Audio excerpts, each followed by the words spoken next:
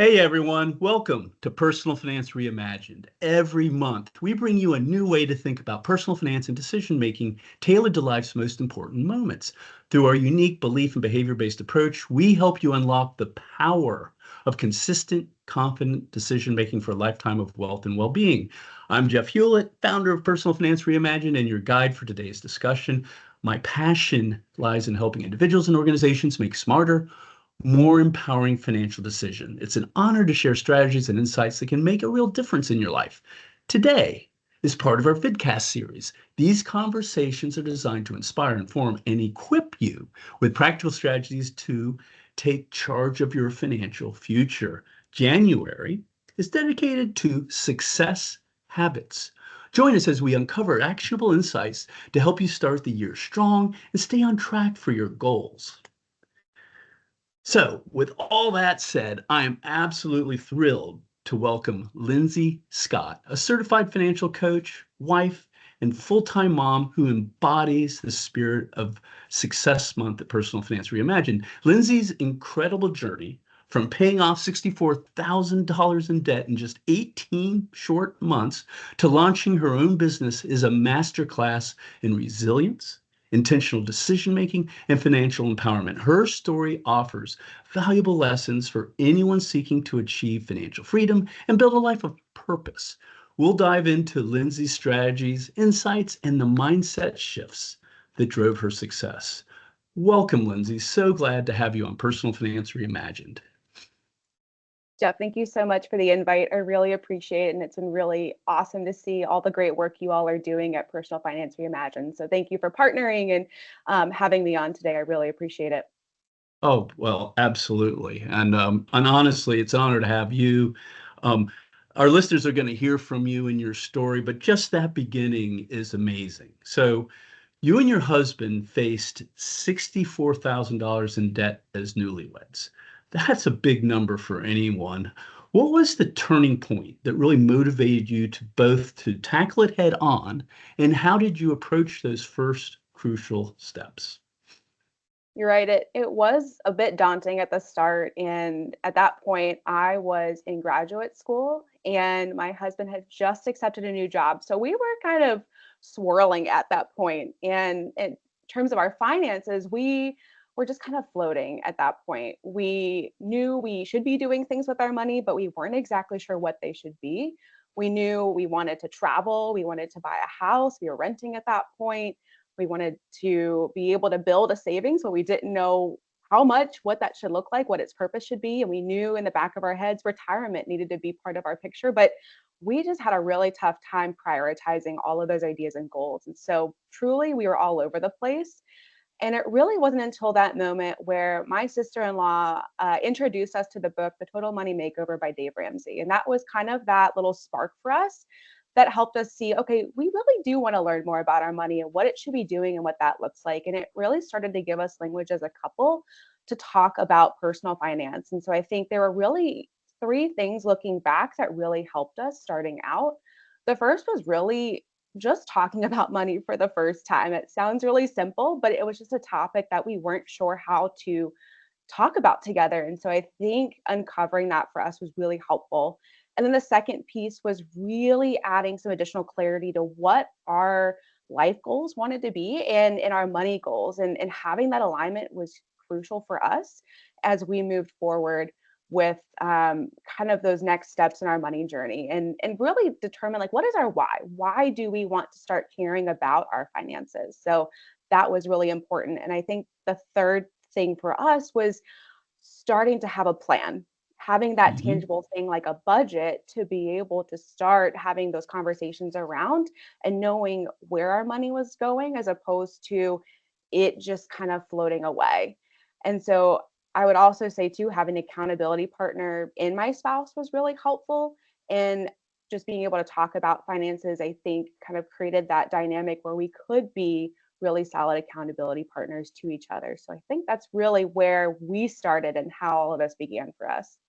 Oh, let me ask, because Yeah. I mean that was an awesome introduction, and my head's swirling on a couple of things. So let me see if I can kind of disaggregate it a little bit. So Okay. one of the things where my head goes is like, so my wife and I, my wife Patty and I, so I have, advanced degrees in economics and finance, and my wife was actually a finance major, right?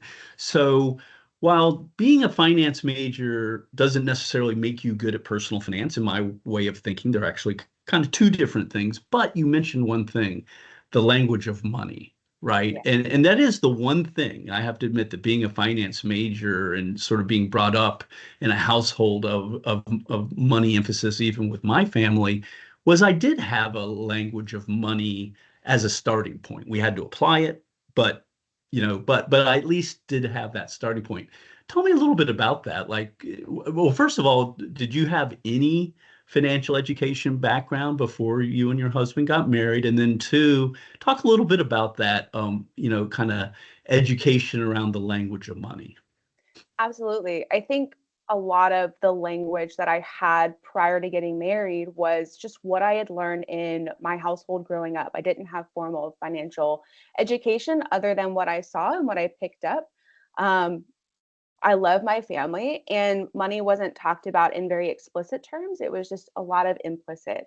And that happens for a lot of folks, and that's, pretty neutral. I kind of use that as a neutral ground. And for my husband, he also would probably share very much the same thing. So for us, we needed some resources and tools in our life to be able to know, okay, we say 401k, but what does that mean? And we talk about savings for emergencies, but what does that mean? And so for us, having some tools to be able to start building that foundation in language. And it wasn't a language of knowing all of the detail minutia. It was just the big picture.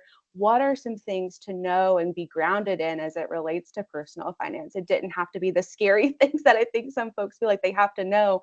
It's Right. honestly very, very 101 type things, but we just didn't have those tools, or maybe even think we had those tools until we started learning and went, oh, okay, this stuff makes sense. We've got Right. this. And so that was kind of the language we started to build as we were, know, early on in our marriage, and even still continuing to build. We're not done by any stretch of the imagination. Well, it's funny you mentioned that because I teach at JMU, and that's where you and I kind of intersect with our relationships at James Madison. But one of the my first day of class, one of the things that I emphasize to the students is, personal finance kind of has a misunderstanding, and it may be old habits, but that the old habits are that you have to be mathematical and somehow technically oriented about the technical side of what's a mortgage, or what's dollar cost averaging, or some that stuff. And what I always remind them is like, oh no, it's if it's I call it the 90-10 rule, right? It's 90% behavioral and habits and maybe 10%, and that might be high, um, understanding the math, or the technical side. And especially in today's world with ChatGPT and apps, all the math is done for you. You just Oh need to yeah. have enough intuition to know, if it makes sense or not, whether it's operating correctly. But, to me, it's almost all behavioral. And what you just said kind of made spurred that thinking is like, yeah, I mean, that's kind of sounds like you and your husband, and which I'm sorry, I keep calling you your husband. What's your husband's name again? Brennan. Brennan. Yes. So it sounds like you and Brennan just were faced that early on, and that's really amazing. So one of the things I just you mentioned Dave Ramsey, who I'm also a big fan of, for a variety of things. And you mentioned a mix of strategies like the debt snowball method, which, and by the way, we haven't talked about the debt snowball method, but in reading some of your articles and some of the stuff that you have on your website, I know that that is one of the things that that you have used. And I don't think Ramsey invented debt snowball, but he certainly integrated it into his method. But you talked about like the debt snowball method. You talked about like side hustles like knitting and Uber. Can you just share a little bit, how you decided on the different strategies and different activities, right? And why they worked so well for your situation? Absolutely. Well, there were a number of things that ended up being part of our plan, but I think the cool thing in the very beginning is that we started with a very simple roadmap, very, very simple. And I feel like that simplicity for us is really what allowed us to take this one step at a time, which allowed us to stay focused and not feel like we were all over the place. And so, taking it kind of a step back from the debt payoff piece, we wanted to make sure first we had kind of a buffer between us and life. And that's kind of part of our plan where we had we the goal of saving $1,000 in the bank. This was really meant to just cover very small emergencies, things that just might be enough to give a little bump in the road. And we didn't want to go back into debt. We want to go backwards. So we had to really start with that kind of ground zero, very first step of having a very small savings cushion. Not enough to really be, if there was a big emergency, we would have to tackle that differently. But that first savings was huge. And that was kind of goal one and breaking that down. And then the next piece was using the debt snowball to tackle that debt. And for us, it was, and this is part of that methodology, was paying off loans in order of smallest balance rather than smallest interest rate. And so we took all of our debts and had smallest, next smallest, next smallest. And then once we paid off that smallest balance, we snowballed that payment into the next smallest debt. And I think the coolest thing, and you mentioned this earlier, the biggest piece of personal finance is behavior. And paying off that smallest balance first really gave us that really quick win that we needed to say, okay, we can do this. We can make progress with our goals because we wanted this debt gone. We had that as a really solid motivator for us. And that motivation also helped us with these new ideas of, okay, well, how can we bring in more income, because we really want this gone quickly. And that was part of this almost game of having different side hustles and different income streams in addition to my husband's job and some graduate work that I was doing. And so we sold stuff. That was part of what we were doing.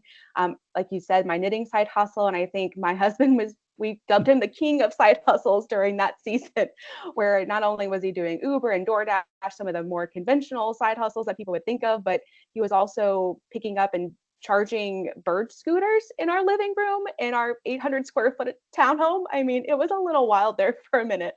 All the way down to doing birthday parties, doing juggling like fire and knives. Like he is very creative, and we were really, really motivated to be Nice. able to just try anything we could to bring in that extra income. And we knew ultimately the sacrifices we were making were temporary.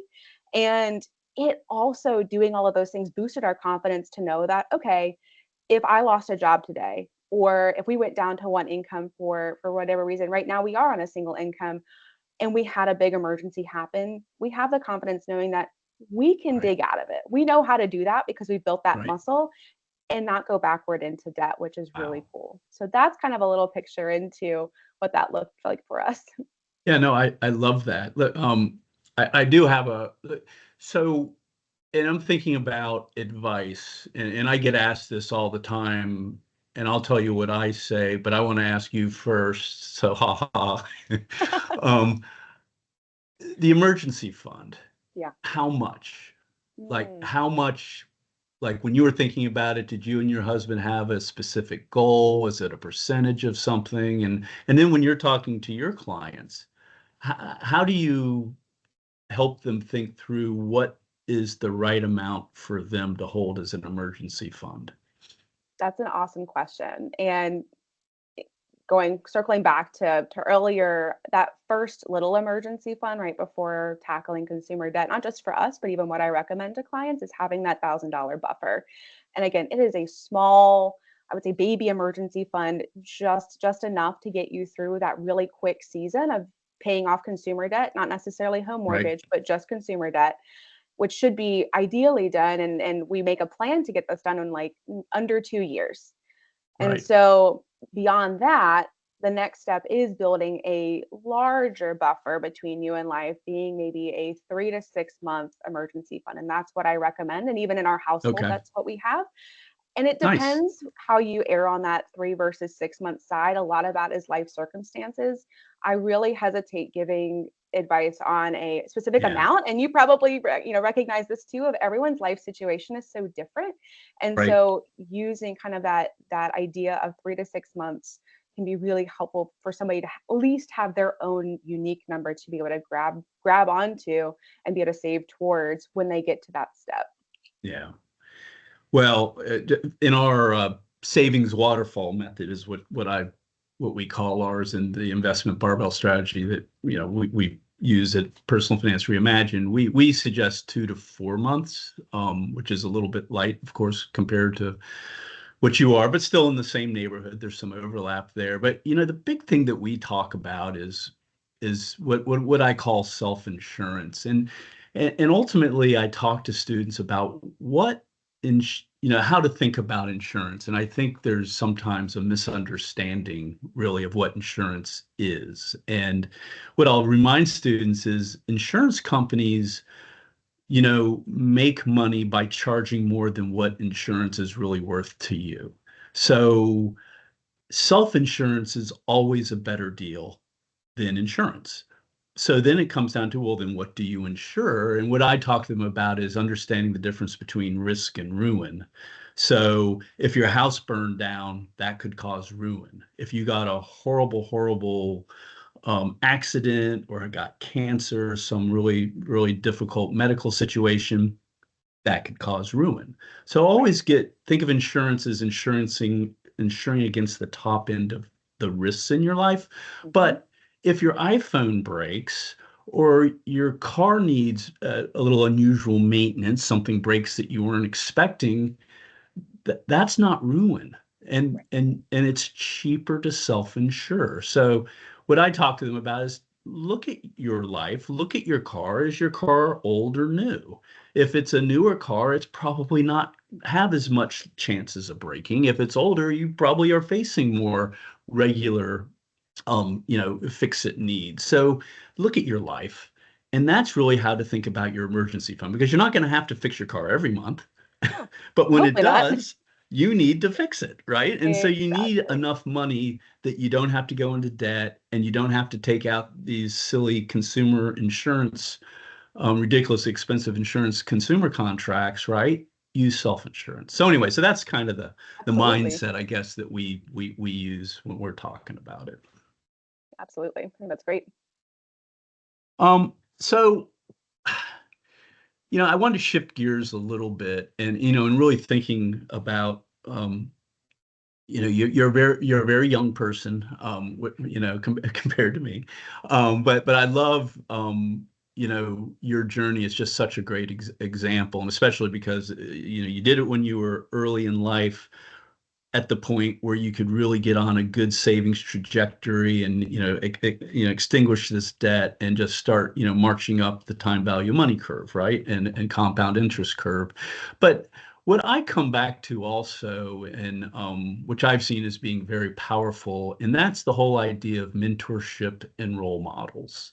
Now, I already heard you talk a little bit about that your family of origin, as loving and as caring as they were, maybe they weren't the mentors like that really kind of got you focused on, relying on, but and that maybe you relied a little bit more on yourself in terms of educating yourself, reading the Ramsey book, and probably doing a lot of your primary research.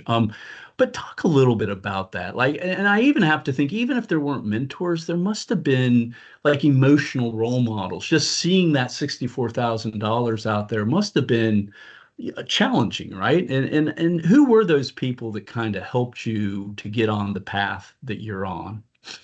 Absolutely. And you're absolutely right. We had some really phenomenal cheerleaders in our corner, both my family, Brennan's family, extended family. They were there to cheer us on, even if they were still kind of learning about what we were doing along the way. And I'll also mention, too, that we had a phenomenal pastor who was at our church that led a personal finance class. And for us, was a phenomenal person to talk to and ask questions of in a very kind of safe and open way. And like you mentioned too, we were also very much in a space where we needed to find some of the information and like you said, those role models together. And for us, we this was something that my husband and I both did, but there's a podcast called The Ramsey Show, and we listen to that quite often. And a lot of the call-ins talk about folks who are going through tough financial situations and hearing how they navigate it, and also hearing some advice on the other side of that. But one thing I really loved about that podcast and some of the things that they share, they have these little clips called debt-free screens. And they're essentially segments where folks talk about, hey, we were in 64,000, 200,000, even some cases up to, $1 million in debt. And you're just like, mind is blown as to seeing that and hearing about that. But what that segment talks about is, how did they do it? How did they dig out of that hole and get through that scenario? And it really had me thinking, really telling stories and sharing our personal finance journeys in healthy ways, in ways that, foster learning and understanding, and in a healthy way, can be really eye-opening and really empowering. And it also brings further connection to others around us too. And so I think for my husband and I, it allowed us kind of the freedom to start talking about our journey more openly to our family and friend circles too, to the point where it's been kind of cool to hear friends say, hey, I'm working on paying off my house. And we're like, wow, that's awesome. Or I paid off my student loans, and we can cheer them on, which has been really cool Right. to kind of feed that back. And so that's, I think, too, what led me to wanting to become a coach in the first place, is be that space where folks can have those conversations, celebrate those wins, and get excited about their money, maybe for the first time ever in their lives. And so that, for us, I think, kind of started that idea and planted the seed to where we are now. So I want to dig in a little bit Yeah, to the debt itself. So $64,000, and my understanding that was mainly student loan debt. Is that right? that was the bulk of it. Yep. So one of the things that Personal Finance Reimagined, people in our organization and myself, we get into high schools and talk to high school students, especially first gen students, families, et cetera, but legacy gen too. But we talk to them about the notion of college ROI, and today's world is so different than just 10, 20 years ago because of the price of the inflation and these Mac Daddy student loans that the Department of Education makes available. Bless their heart. But we talk to them about really thinking about ROI, which is kind of hard for a 17-year-old, right? Or a 16-year-old. They're like, what? Why do I even have to think about that? But usually somebody in their life is thinking about that. At least we hope so.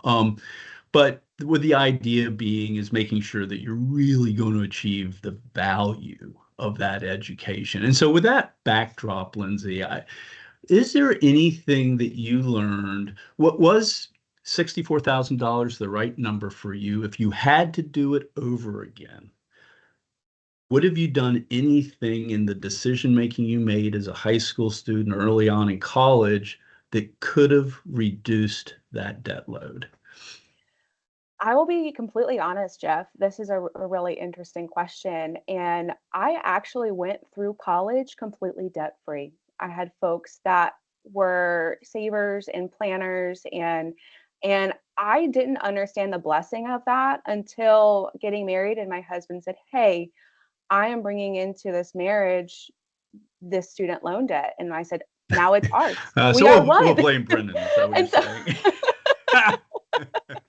I I will say I'm almost in some ways grateful for that being part of our story, because it taught me so much about the one, how grateful I am to be able to come away debt free, and the power of coming together towards a joint goal as a couple, and being able to Right, accomplish that together. And so I won't speak for him as to the amount and what that looked like. I know he is very right, grateful for his education, and it certainly has afforded him some really unique right. opportunities today, and we're grateful for that. Um, and so I will say, if anyone finds themselves in that situation, and it may be wavering on what has that looked like for them, knowing Right. that we can't beat ourselves up for the past. We have to own where we are now and be excited about the future and what that Yes. opportunity has to bring. And so that's, I think, kind of where I stand today with that. Okay. No, that's fair enough. And I didn't really realize who sort of brought the debt into the marriage, and that's not really that important. But I'm always looking for those cautionary tales, and honestly, like I'll talk to students about just tactics, right? Like Right. max out on the AP or IB credits in high school because those Mhm. count, they're basically money off your student tuition when you get to college. Or, you know, take your gen eds at the local community college and get 90% off. Um, Absolutely. but those sort of things that nobody cares about how you graduated from a four-year institution. They just care that you do. Sure, Right? So sure. if you went to Nova and then transferred to JMU and graduated from JMU, nobody's going to care versus if you spent 4 years at JMU. They just don't care. So if nobody cares, why are you paying? And JMU may hate me for this, but or any four-year college, why are you paying more for gen ed credits when you just have to ask yourself. So those are the ROI kind of questions that like I think of them like seeds that I try to plant in the Right. high schoolers and the parents' mind, right? Is in terms of Right. just be eyes wide open and be clear about what you expect to get out of college. And once you're really clear about that, backing down to the decisions, well, should I go left or right? Well, if the idea is I just need a good job when I graduate, well, then you want to pay as little as possible for that. So let's figure that out. So for some Absolutely. reason, Lindsay, and I'm not sure why this is, but that seems to be missing. And it's like people are so smart about so many things, but I just feel like when it comes to college decision making, maybe it's just because it's such a overwhelming process. And 60% of Americans are first gen. Most people don't know that, but the majority of Americans have not gone to college. So if you're putting a kid through college, chances are you didn't. So I don't know why it is that people have a hard time with the college decision, but anyway, so that was my purpose in asking, and that's just Yeah. something that we kind of focus on. And something I want to highlight that I'm really glad that you all are doing is creating this environment of adding options to the table. I think that that can be so important and empowering to know that yes, you absolutely can do a 2+2, go to community college for 2 years and then go to a 4 year for 2 years. Options like scholarships. I mean, there are so many phenomenal scholarships where even just Absolutely. filling out a short application, I mean, the ROI on just that time is hundreds of dollars an hour. I mean, some jobs don't even pay that much. And so it's incredible to see, and there are millions of dollars of scholarship money just left on the table every year. And so Yep.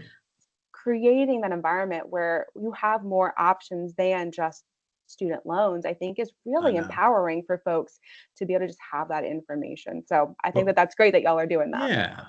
Well, I'll tell you a quick funny story. I Go think for this it. is kind of funny because my kids are probably going to be in therapy for this someday.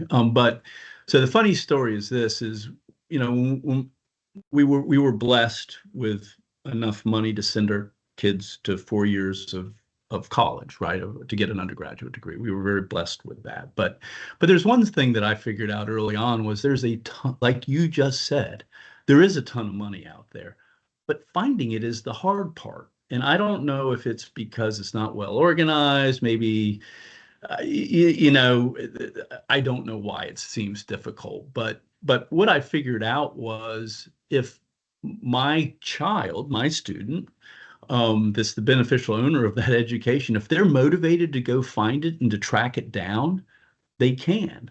So what I ultimately did, a little, you can tell I'm a geeky behavioral economist type. My wife and I gave them a little deal, and the deal was basically turn them into little, salespeople, which was, hey, for every dollar of scholarship you find after you start, we will stroke you a check for 50 cents. So if you find a $2,000 scholarship, we will stroke a check for $1,000.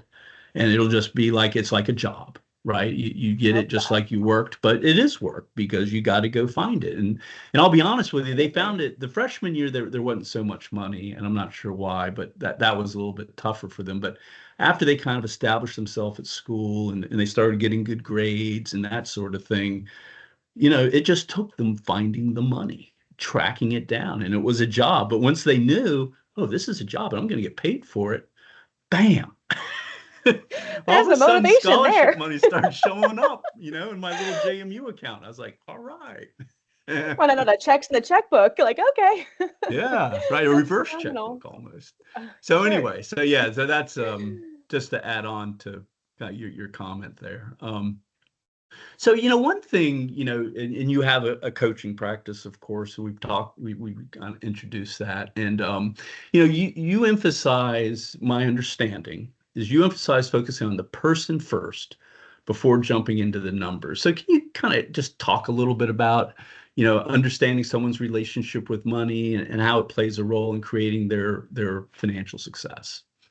Absolutely. And we've talked about this, I think, in a little bits as we've gone throughout today, but personal finance really is so unique to the individual. It's personal, right? And so it starts all the way from our early years, our childhood, the things that we learn about money, even kind of the money scripts that we don't realize we have ingrained. Like maybe folks have heard, like, I don't have money.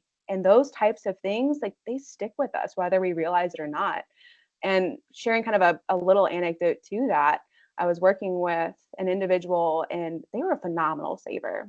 And they didn't realize this, but until we had some conversation around it, they didn't realize why they were afraid to spend money. And it really circled back to growing up, they had a parent that was really strict with money. And for them, we had to work on not the saving element, but relaxing that savings muscle a little bit and really finding some balance with other goals that they had. And some of them were financial goals and some of them were personal goals. And so when we're talking about kind of personal finance being, you know, thinking about the person before the numbers, that's why, because there's so many things that we have learned over time that we have to either get curious about and maybe in some cases unlearn a little bit.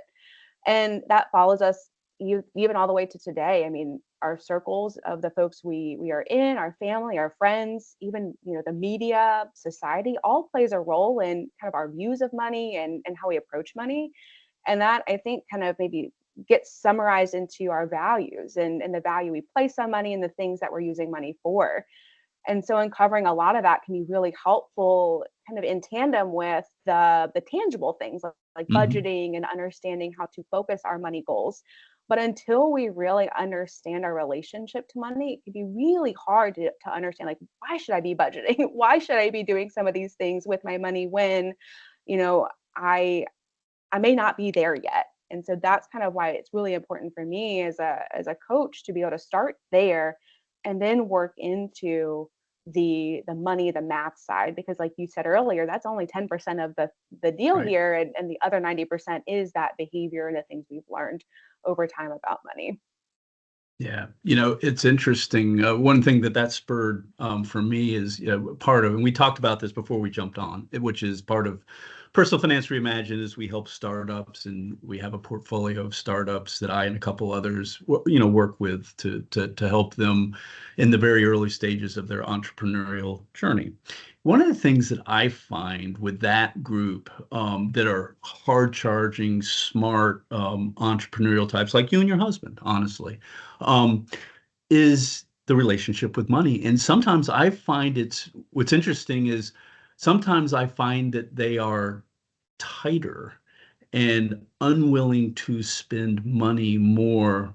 So the problem isn't spendthrift. The problem is actually not spending enough. And not spending enough manifests itself in not being open to make good investments in your business or in yourself to help you grow, whatever it is that you're trying to do. And, because it's an interesting thing. And says where sometimes I would think I need to reel them in. It's kind of the opposite. I'm like the crazy guy going, no, you should be investing in this. Let's talk about what an investment means. What is the risk? What is the return? And let's make a smart investment. Okay. And then they'll be like, oh, okay. Now, but it's not guaranteed to work. So no, it's not guaranteed to work. That's why they call it an investment. But we did the work to figure out if it makes sense, and we're going to put the right amount of money into this investment. We're not putting it all on 23 red. It's one of our investments. And so let's work on that. So it is an interesting thing that It just kind of jumping on to what you were saying there, and that's been our experience with PFR and our startup group.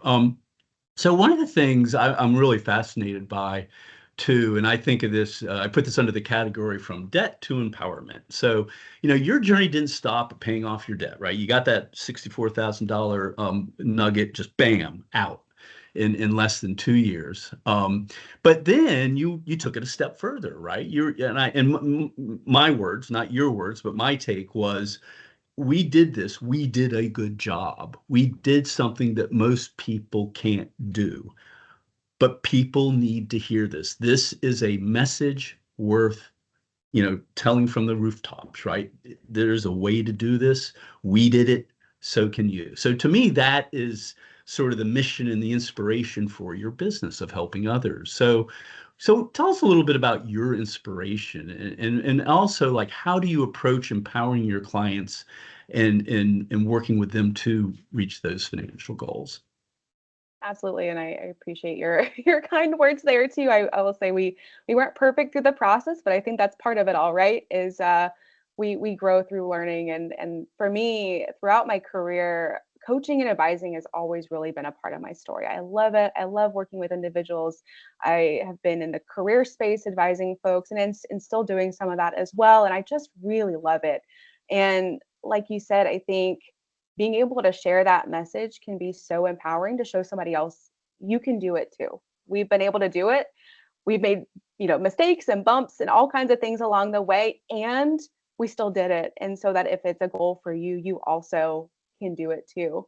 And I think for me, having that advising and coaching background, um, really, really helped me. And part of it too was, it was kind of the colliding of worlds, right? So I had the advising piece, and then we went on our own money journey. And so those combined for me, Right. I learned so much about myself through that process and became more confident and felt empowered in the decisions I was making.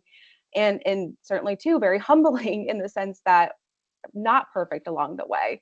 And thinking back to where my husband and I started, I know that there must be people out there that felt the same way we did when we were starting out our money journey. Maybe they were confused, maybe just not sure what step to take, just like us. And that's really what led me to want to start my coaching business and be where I am today. And now I just really love getting to teach and encourage my clients on their money journey, no matter where they're starting, no matter where they're at.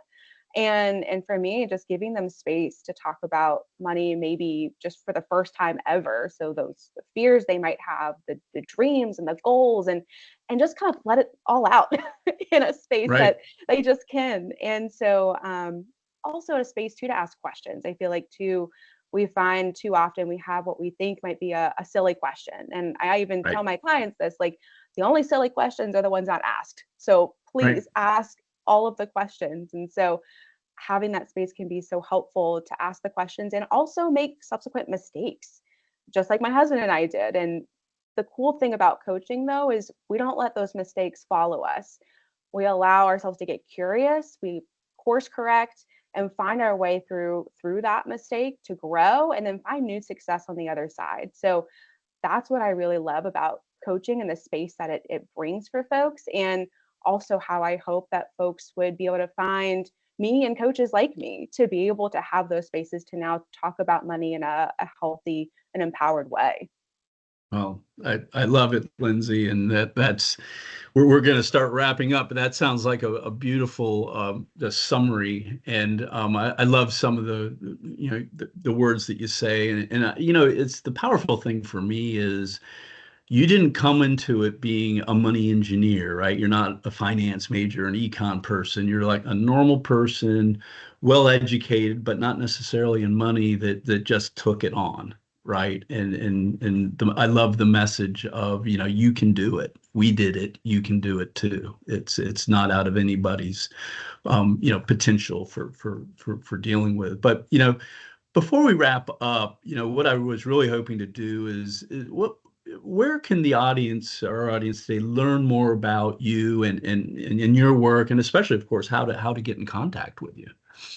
Yeah, absolutely. And so I would love if folks were to connect with me either through my website, lindseyscottfinancialcoach.com, or follow me on social if you're looking for some really quick hit money tips or just some things to be able to take back with you on your own money journey, no matter where you are. You can find me at Lindsey Scott Financial Coach on Facebook and Instagram.